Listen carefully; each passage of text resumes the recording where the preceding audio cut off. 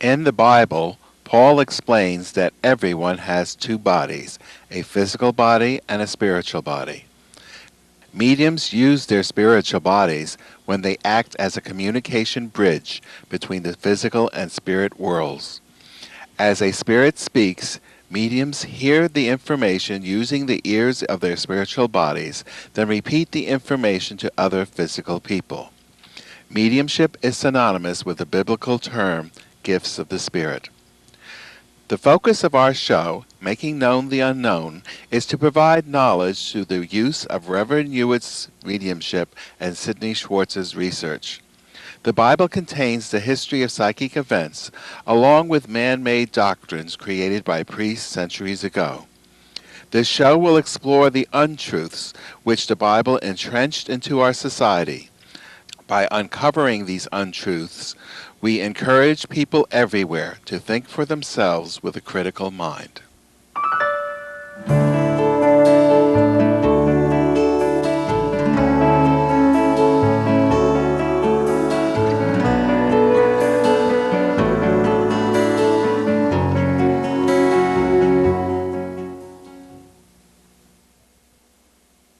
Hello, and welcome to Making Known the Unknown. I'm your host, Tina Tarryk, and with me tonight are my guests, Sidney Schwartz, middle school teacher from Hackensack, New Jersey, and Bible researcher. Welcome, Sid. Hi, Tina. Okay. And Reverend Carl Hewitt, founder and pastor of Gifts of the Spirit Church in Chesterfield, Connecticut, but not for too much longer, and we'll talk about that. And medium. Thank you. Welcome, Carl. Okay. And welcome to all of our viewers. New viewers, old viewers, viewers who don't mind thinking a little bit differently and taking a chance to open up their mind every so often.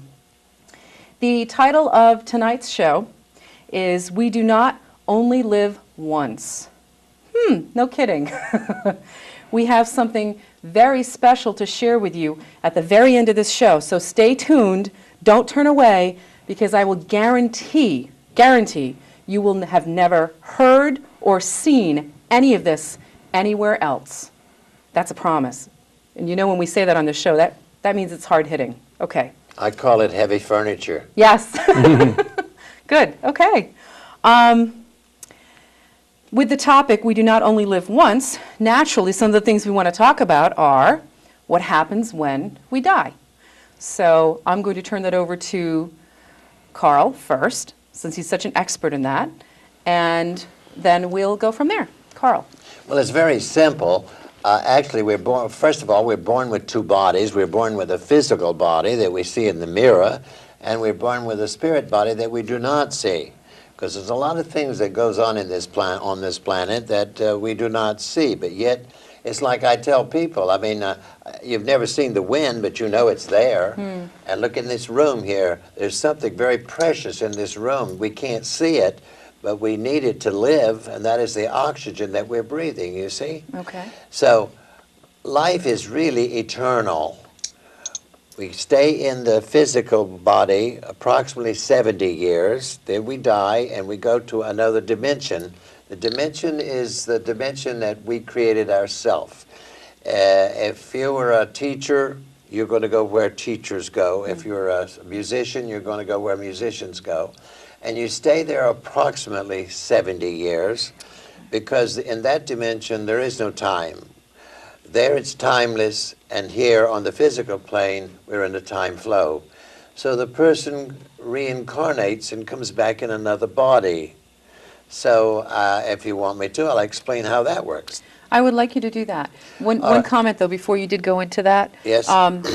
When you talk about the two bodies connection, most people, their whole life, have no concept of anything other than what they can see and touch as their physical body. Right. They obsess over it. They do everything to pamper it, take care of it. Yet you don't ever hear them giving any attention or focus to their spirit body. I just wanted to make that comment. Well, actually, it's the teachings of the church. The church does not teach that, yet it's in the book. Oh, it's okay. in the Bible. All right. As plain as can be. Now, when a person has been in the spirit world approximately 70 years, they don't wear Timexes there, and the person will find out through the schools in that dimension that they are now ready, if they desire, to come back. And they would probably choose a woman a woman that is to be the mother for them to come back in. Okay. So they would keep an eye on her, and when she conceived, the auric field, the light field around her body, would go from an off-white color to a rose gold color, and everybody in the other dimensions would know that she has conceived. But as a rule, it is someone that is attached to this person through what is known as the family tree. Okay. And that particular entity, that spirit, would lower their bodies down, their frequencies down 7 levels to vibrate the same speed her body's vibrating, and enter through her solar plexus, seats itself into the chest region of the little baby that she's carrying, and this is how you reincarnate. So there was a connection with, you said there's a family connection of sorts. Family connection. With how this soul Yeah. is going to choose the next body it will grow in. Yeah. Okay, all right. But there is such a thing as going, like people say, when you die, go to the light. That is a mistake, because the going to the light, there's a chance of your being stripped of all the knowledge you have. Now, knowledge is not stored up here. This is a receiver. It is actually stored in the soul. So the person comes back into the world with a lot of the traits that they had in the life before. It's known as the imprint. Okay. And then they take on the genetics of their parents, you see. So say they've had multiple lives. That wasn't the only life. Oh, no. What you're saying is all of those experiences and all of those things are stored in their soul when they come back in? Stored in the soul, absolutely. So we're an accumulation of That's all of our right. past lives. If you see a child that has a certain trait, or as the people would say, that child has the knack. The knack is the knowledge that the child has retained from another lifetime, see? Okay. Lifetime after lifetime after lifetime. But it won't necessarily stop there. It doesn't necessarily mean a gift or a skill. It can be physical attributes. Absolutely. Okay, all right. Absolutely. The way somebody looks, the way That's they right. behave. Very And interesting. The thing I want to get across to the people, now the theologians don't like me for this, but you do not have to belong to a religion. You will come back again and again and again and again. There is no end to it. You will live either in the physical body or the spirit body, one or the other. Okay. All right. Life is eternal. Are there people who won't come back? Or will that always happen? Well, in your if they experience? reach the highest levels of dimensions where the ascended masters are, you don't have to come back unless you want to. Okay. And all the ones that I'm in touch with, they said, I wouldn't come back there. You couldn't pay me. They don't want to come back because we live in a world that's in trouble. We live in a lot of trouble here, and it's getting worse. It's not going to get better anytime soon. Well, hopefully, by people using their minds and watching this show, we can plant a seed. That is the secret right there. Right. And the entities that have been talking to me tell me to express to the people, to think for yourself. You've got a brain, you've got a mind, use it. Okay. Use it. All right. Well, I know Sidney has a brain and a mind, and he wants to share something with us. I have a question for you, Carl. You were talking before about a woman when she conceives, her auric field changes. Before a person's about to die, is there a change in the auric field? It looks weak. It looks weak. Okay. It looks weak. So that would explain it, what's said in the Bible, because what happens today happened in biblical times, and in Genesis in chapter 25 verse 8, it talks about when Abraham died, and the Geneva Bible of 1560 said, then Abraham yielded the spirit and died in a good old age, an old man of great years, and was gathered to his people. The King James Bible says that he gave up the ghost.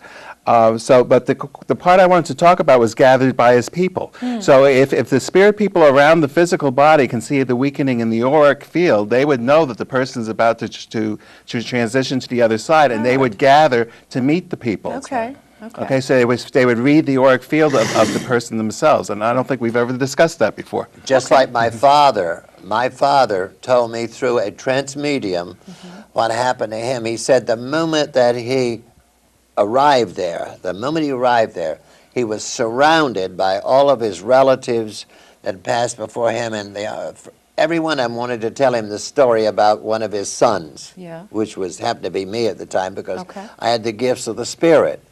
And he said that he admitted that he did not know anything about this when he was alive. All right. Not a thing. He said he had to die to learn. Isn't that interesting? Now, you've had experiences with your speaking to your father and your brother. Of a brother. Right.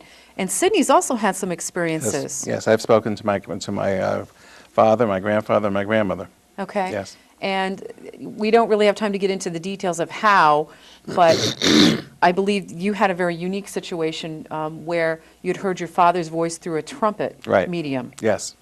And I don't know if you wanted to share that just a little bit. Well, basically, my father came through. I had been thinking about him for quite a bit before the seance, and he was the one that came through. He was the one who didn't believe in this work. And when before he came through, Carl saw my father with his two brothers who had passed over, and my father said, "When you're dead, that's it," you know. But so my father said, "Your father's running." Carl said at the seance, he said, "I see your father. He's running around all over this camp where all these mediums are doing readings and stuff, shaking his head, saying, 'This can't be, this can't be.'" And later on, he said, "He's here now that they're hooking him up to the trumpet. They're telling him to speak like he would in a telephone." And when his voice came through, his hello was the exact hello he used on the telephone. And although his voice didn't sound 100% like him, his grammar was the same, the syntax of his words were the same. You know, it was definitely him. And he too, and I asked the question, I said, "So Dad, do you still think when you're dead, you're dead?" He said, "Well, some people have to live and learn, some people have to die to learn." Isn't that something? Yep. So both of you have experiences with your parents believing a certain thing. They pass into the other dimension, and they come back and share with you that they learned something since they've passed over. Right.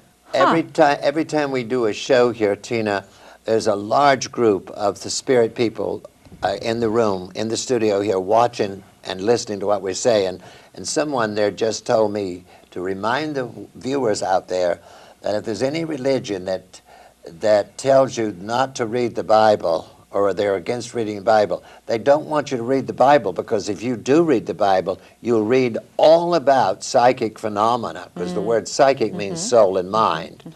They don't want you to know this.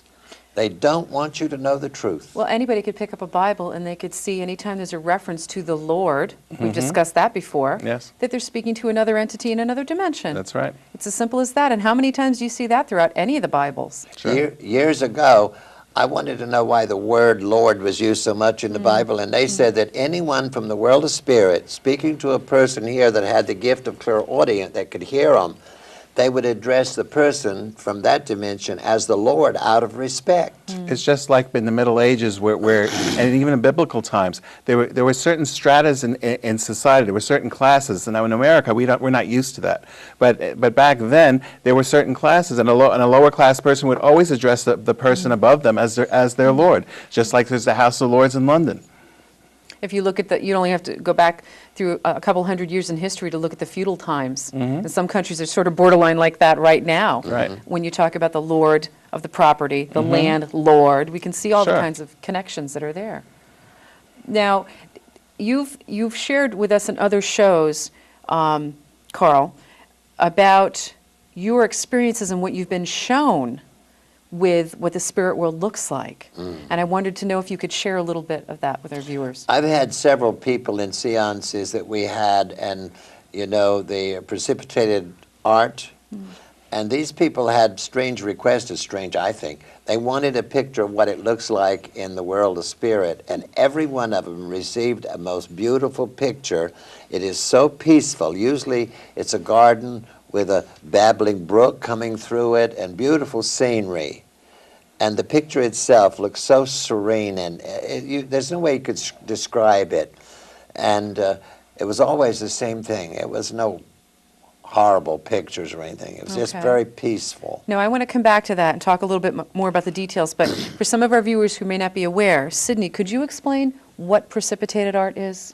Precipitated art is a specific gift of the spirit where a medium will take a box of some sort that can be closed to form a dark chamber, and they will put crayons in it and colored pencils and felt tip markers and crepas and pencils and all kinds of art supplies. They'll put some of those in, and they'll take 3x5 cards and make a layer of cards and more pens and more cards, and they stack them up like lasagna, and then they close the lid. And what Spirit does is they're able to transmit images from the spirit world and directly use the essence of what's in the pens and things and transfer that color onto the picture. Almost as if, because we've examined some of these cards, it's dot by dot, just like in JPEGs and computer images, everything's dot by dot, even though we don't see the dots. It's almost that precise, because there's little dots in there if you really magnify it highly. And that's how these pictures are created. So Spirit does it themselves. And on the back of the card, the person that the picture's for, their name is written, as well as the spirit people that is around that person. Now, as a matter of fact, behind the two of you, there's an enlarged version of exactly one of those cards that Yes. came through. Yes. Yeah. And what's interesting, again, is that I don't know if we'll be able to get a little bit of a close-up. The camera people might not like this, but this Well, piece of art. they have this in the studio. They can pull it up. Okay. So they can put it on their console there. They have a picture of what's behind me. I don't know if they're going to be prepared to do that while we talk about this, but Okay. what I wanted to talk about is that on this picture behind the two of you, there is a picture of the artist himself, who is in the other dimension, Yes. very much alive, but in that dimension alive. Yes. Right. And he put his picture here to let us know that he did this piece of art. Carl said that this young man died in the Korean War in the 1950s. Really? Yeah, there's part, there part, it is. part of the Okay. picture up there. That's Jesus and Judas Right. kissing him. Right. And it's amazing. First of all, I was so stubborn, I would not accept the fact that Jesus is communicating with me, because I never thought I was worthy of it. And the voice, his voice told me, he said, "Vint, the time will come and I will prove it to you." And finally, but he had already said that I would be, and a Jewish man would cross my path, and we would work together. Well, this was the Jewish man that crossed my path. But when we first met, he didn't know anything about the New Testament. And but now he's gone through almost 300 Bibles, and all I have to do is call him and ask him something in the Bible. I can't remember where it was, but he would know right off the reel where it is, you see? He's a walking Bible. So it's a very good thing that you cross paths with this young Yeah. man right Right, here. right. Exactly as Spirit told me, but I did not know it was Jesus talking to me, you see? And this Right. is heavy. This is very heavy for a lot of people to accept this. And he appeared in the picture just to prove it, that the two of us was supposed to work together with all of this. I guess that gets back to some of the other shows too, where we've tried to clarify that Jesus was a man. Jesus was Very much a man. And he was married, had 2 children, and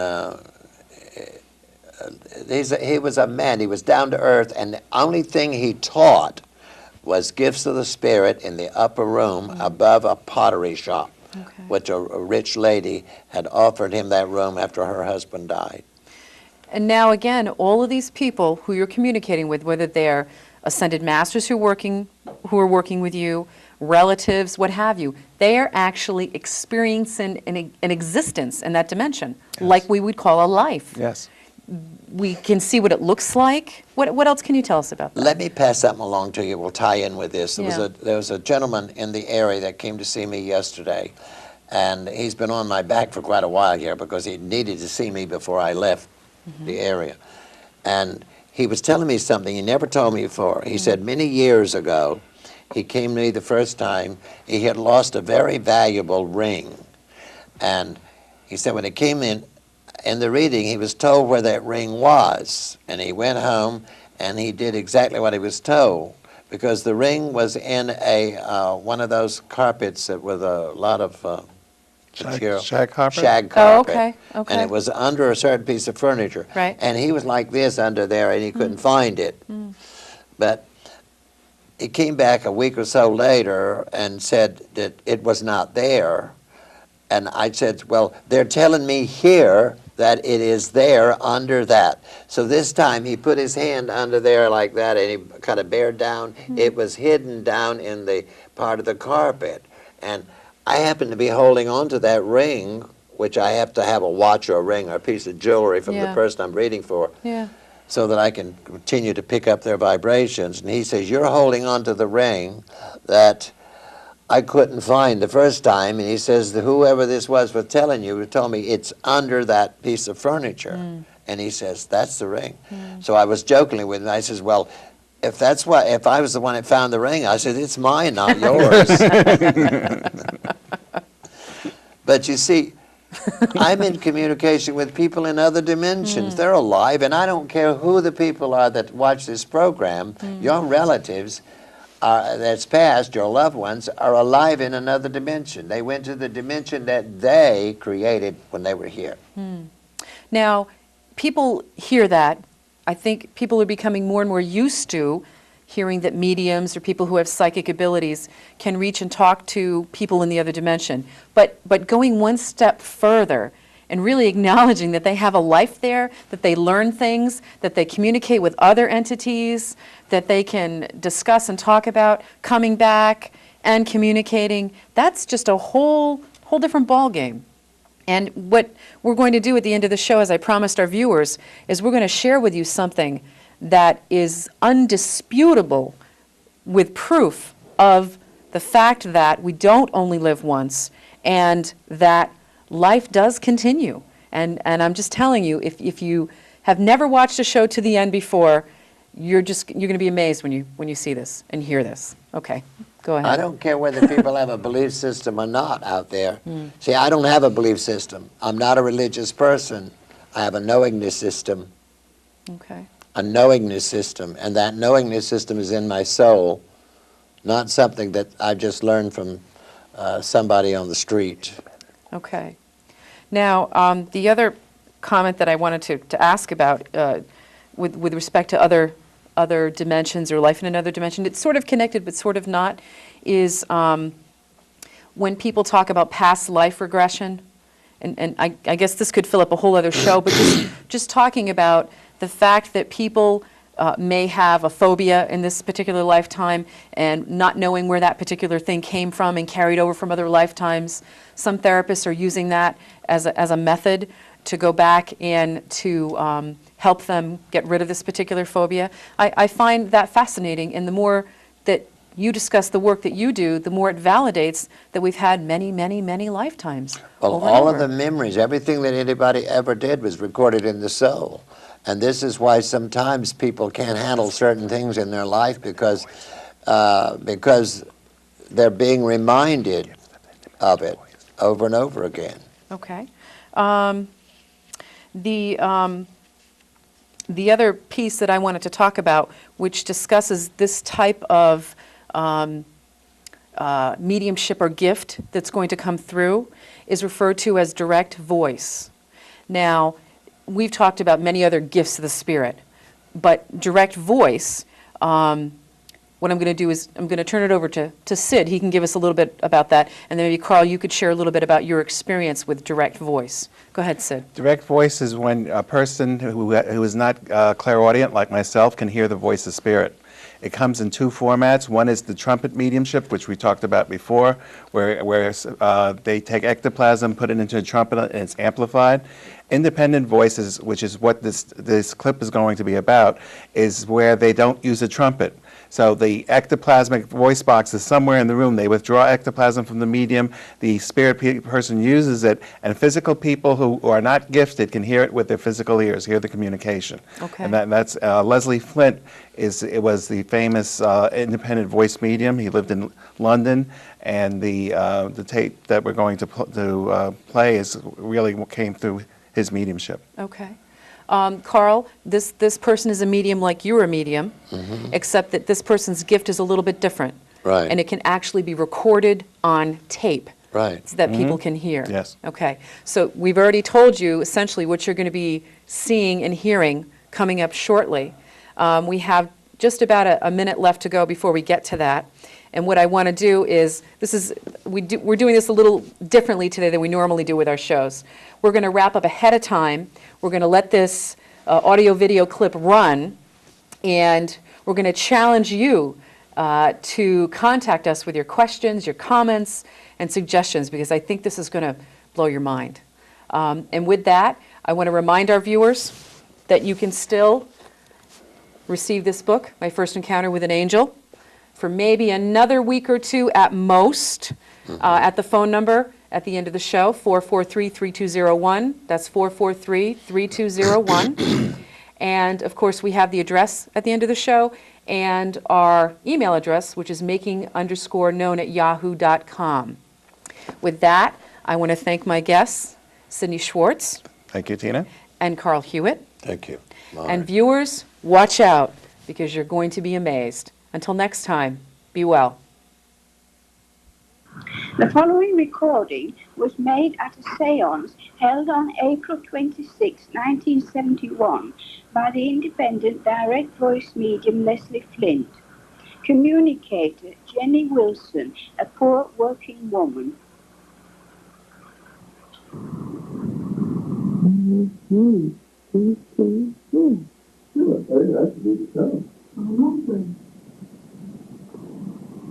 Jenny? Jenny? Yes. I am Jenny. You're Jenny. Good. Hello, Jenny.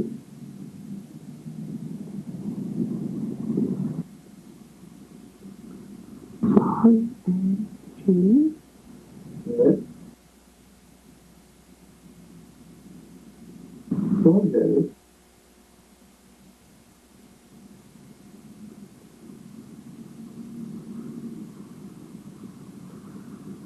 I am Jenny. Yes. I am Jenny. Yes. Sorry, you know that, Jenny. Go on, Jenny. How are you? Very well, thank you. Good. I am very well, too. Good. You are spirit too.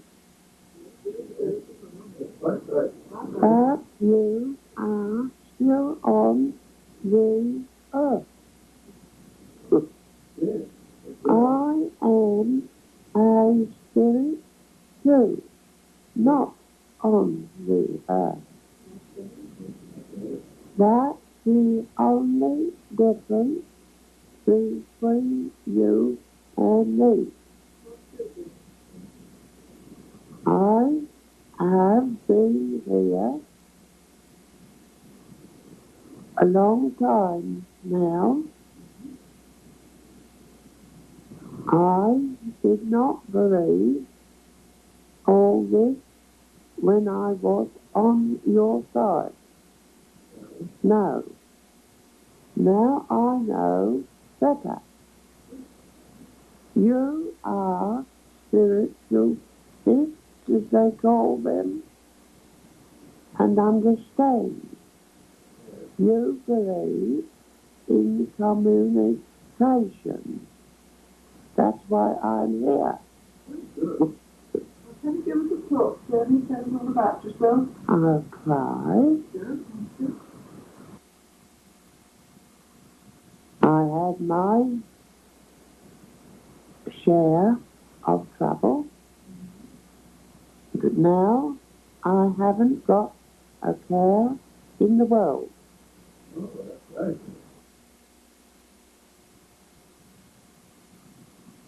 Where did you live on the earth, Jenny?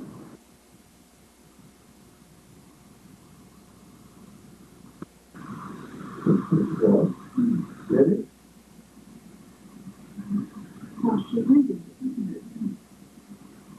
I was brought up in the country, place called Smallfoot. That is right, Smallfoot, we called it. I was one of a family of 11 children. And when we were quite small children, we would have to be up early in the morning and go to work in the field. Sometimes potato picking, according to the season, sometimes stone picking, all sorts of things to earn extra few coppers. I married when I was 18. My husband worked on a farm, labourer, ploughing, hoeing, and all the rest of it according to the season. Yes. I died in childbirth with my first child. I was out in the fields.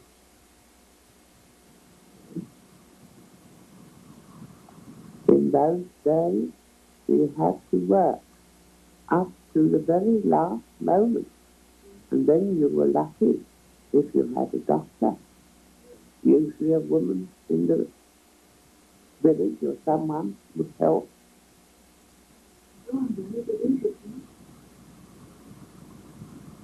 Both the baby and me died in a heap. I have been here many years now. People don't know what we people had to suffer in those days. Jenny, you went over together, you and your baby in the spirit world. Now, did you bring your baby back in the spirit world? Yes, and I have here now, beside me, my daughter, and if you could see us, we look like each other. I don't look any older, and she has grown up to a fine young woman now. My husband married again, and he is here, and we are often together on this side of life, but we do not live together, but we are together. You understand? I find it very funny having to talk to you in this way. I hope you can hear what I say. Jenny, this is 20 years ago since you died. But it Must be getting on now for 100 years, I suppose. you remember what king was on reign when you It was the Queen. Queen saw it? She was on the throne. Oh, yes. I once saw the Queen. Yes.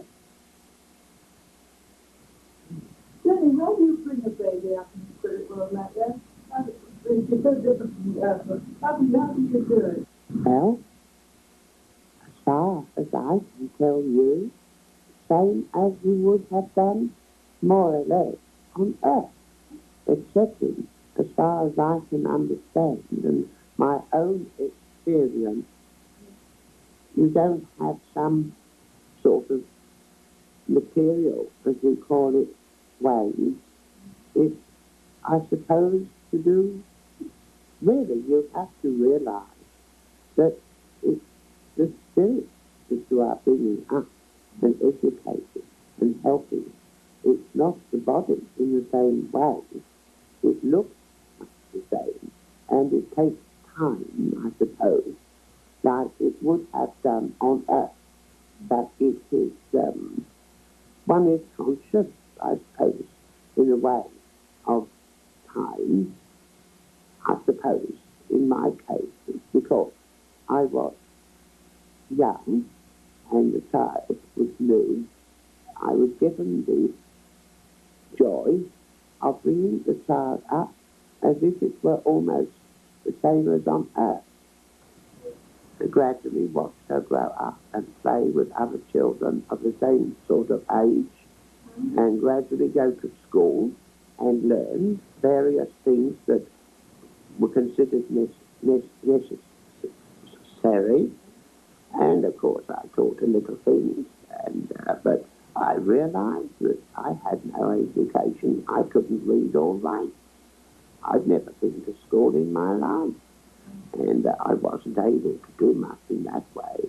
All I could help her with was to realize and to think of the right sort of things, and to pass her time in learning and gaining all the knowledge that she could from others. But she and I were together in a nice little place, a cottage, which I'd always hoped that my husband and I would have eventually. But it wasn't to be. Is there a cottage on earth? Well, no. Oh, no. Had to live with his parents. Oh, you did? Oh, shocking. Yeah, what was your name? My name was Wilson. That's right, James, Jenny. And his name was Bill. What are you doing that side? There. Jenny. I go now to all sorts of interesting places, and I have learned a great deal on this side, and I've educated myself, or been educated, I suppose you'd say. But the funny thing is, coming here seems strange, Is your first time coming? and I can't seem to get hold of me real self. I find myself sort of like I was. Got the cold. That's one thing we don't have over here. No colds, nothing like that, no sickness, no illness, no nothing like that. Oh, it's wonderful. Then what is your daughter do?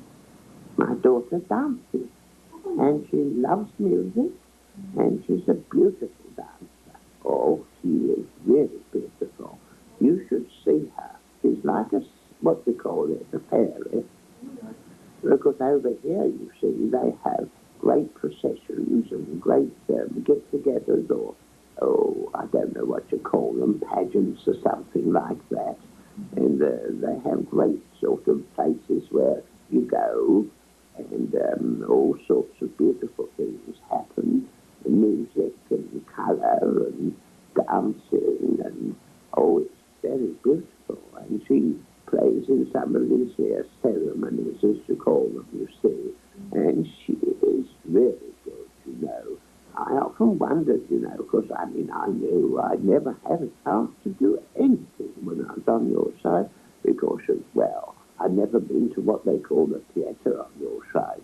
The nearest thing I ever went to was something not far from where we lived in the town, where they had a company come, some playings. They used to come in the town hall. You know, that's all I'd ever seen. And that was, oh, I don't know, quite know how that was that I went there, but I did. What was It your was nearest nice. town? Jenny, what was your nearest town? The nearest one. Then there was Bishop's Stortford. Oh, down that way. Oh, Bishop Stortford. Yeah. Bishop Stortford. Jenny, when you first passed over, I mean, when you came out of the wilderness of time, you were sort of in quite a different environment with your baby? Yes, I was. I was rather, but oh dear, I think there's something gone wrong. I think there's something gone wrong. Oh, it's all right, we'll be able to go now. Hold on. Yeah, it's all right, this is very interesting. We used to have a wagon. We have a wagon. Used to have the wagon. I'm going to.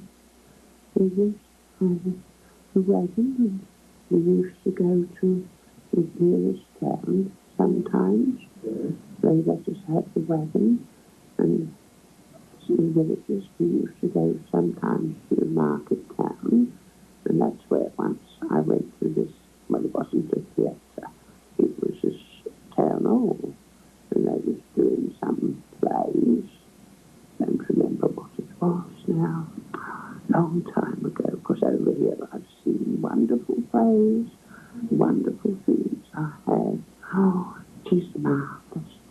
Of course, I'm so different now.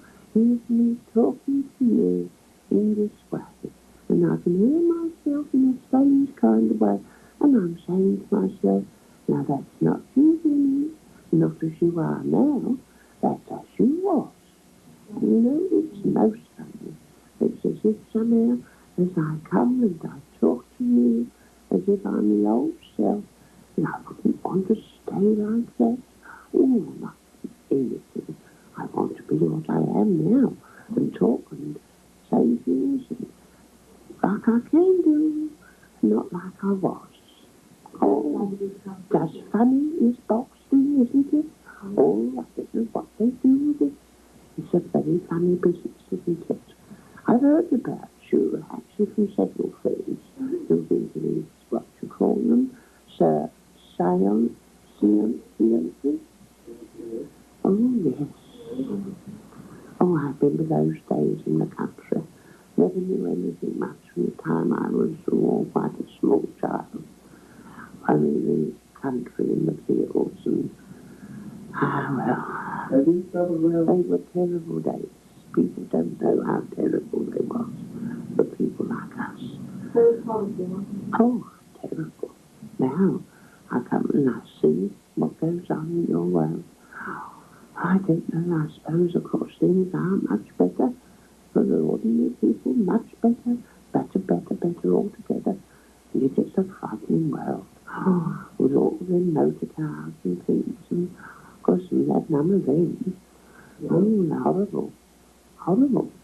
Shouldn't want to be with you now. I'm happy. Lovely house, lovely place, lovely people. Oh, goodness me, I wouldn't come back for anything. Don't mind coming just for a minute, to have a word. Oh, but I wouldn't want to come back and talk and regular like. I shouldn't want that. Oh, no. Jenny, who helped you when you first went over? Who helped you when you were to get acclimatized, as it were? Well, there was a very beautiful lady, I remember, being under the age. And I knew that I was going to die. I don't know that I knew I was. And some women, or two women actually, friends of mine, and one had gone running off to try and get help. The other one was there. There we was in the age, you know. And I knew I was going to die. I knew, I don't know how I knew I was. And it was just as if, I don't know, as if I was drifting away. And I could hear this friend trying to help and comfort, but of course there's nothing they could do under circumstances, and I knew I was going to pass, as you call it, and anyway, I remember sort of losing myself and then finding myself. That's funny, isn't it? Yeah. And there I was, standing in the field, and I got this baby in my arms. But I just didn't understand it at all, that I should be standing in the middle of this field. And, you know, with a baby, and all around me I could see miles, it seemed, of country. And yet it was not the same country that I've been used to, but different. More beautiful? Yes, in a way, but different. Yes. Was there trees? Well, there was and there wasn't. Oh. There were trees, but I knew they weren't real trees. And the countryside wasn't real countryside. And I just sort of deep down inside me felt lost, as if I was in a dream. And I had a feeling that I was in a kind of dream, and that all these things would disappear. And the trees were different. I'd never seen trees like this at all. They were big trees, and they'd got great big leaves hanging, long branches, and I learned afterwards that they were trees like you see in foreign parts. Do they have flowers, thorny flowers on the floor? No, they were just like these palms. Oh, I see, yes. That occasionally I'd seen in church, but, you know, at Easter. And I realised that I was in a strange sort of country, but nothing I'd seen before, and yet it wasn't real. And all of a sudden I saw a procession, but that's what I thought it was, of people, all dressed in beautiful garments, coming up a wide sort of road. And I was coming out of this field, and it seemed as if I was on this road.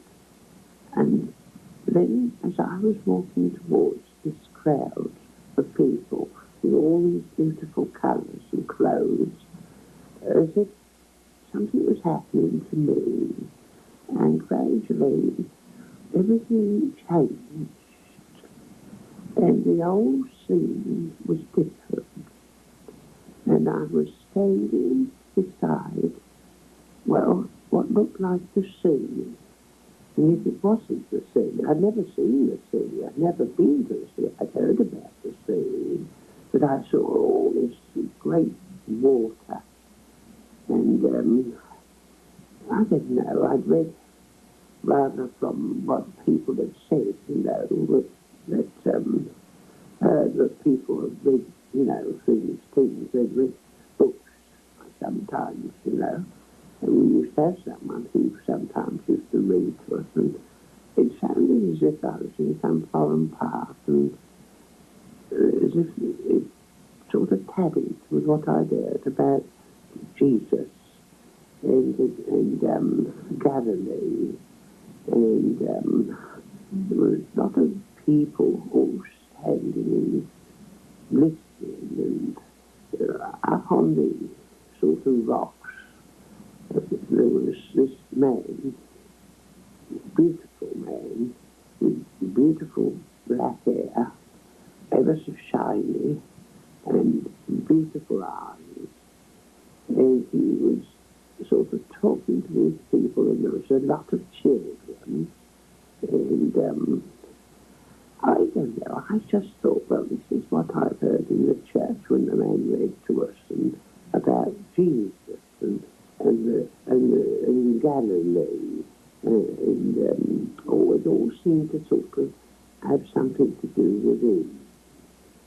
And I was there with this child of mine, and very sort of, I don't know, all worried and unsure, you know, I didn't know where I was and what I was and who I was hardly. It was most peculiar, and it was almost all the time I was thinking of what was happening, and yet at the same time I was thinking about myself and the age and my friend and the baby, and oh, I think I must have been in a peculiar sort of state. That's what I've done since.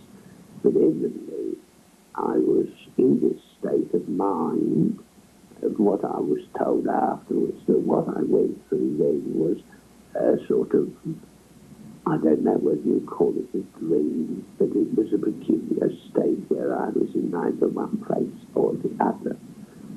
Anyway, I was sort of caught up in a way with all these dear people that were sitting around and listening to, and I could hear his voice, but it was funny because I could hear the voice, and yet the man didn't appear to be speaking anything, and I could sort of feel that I was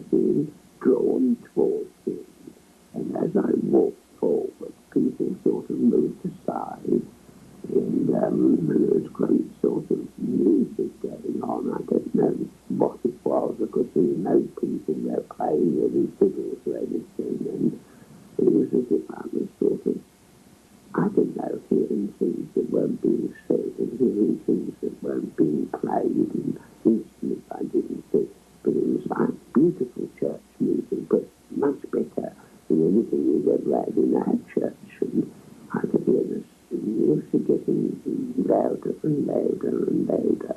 And I could hear this voice which was calling me to go forward towards the man that was sitting on this rock, and this man looked like, well, not like Jesus, because the pictures I'd seen of Jesus, he'd always been a fair man, you know, and this man was dark, all very dark, with very dark complexion, olive complexion, and very black eyes, very wonderful eyes they were, and his hair was hanging to his shoulder.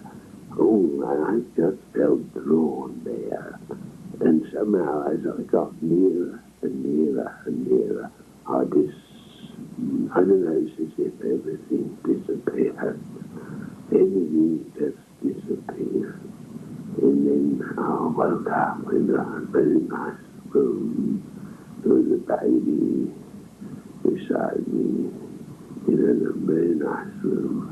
And there were some various people standing there, smiling at me. Where's my Lord, baby? There I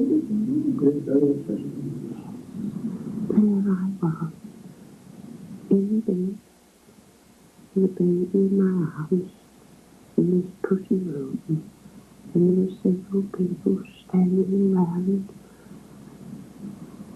People I didn't know, but all seemed so happy and so kind.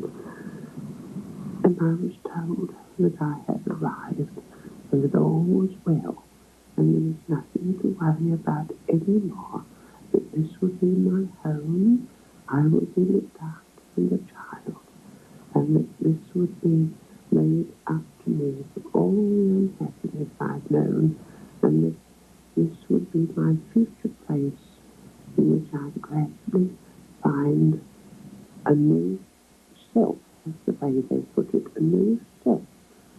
I didn't understand. And they said, don't worry, just be patient and leave everything to us. Just close your eyes and lose yourself. Just be quiet and at peace.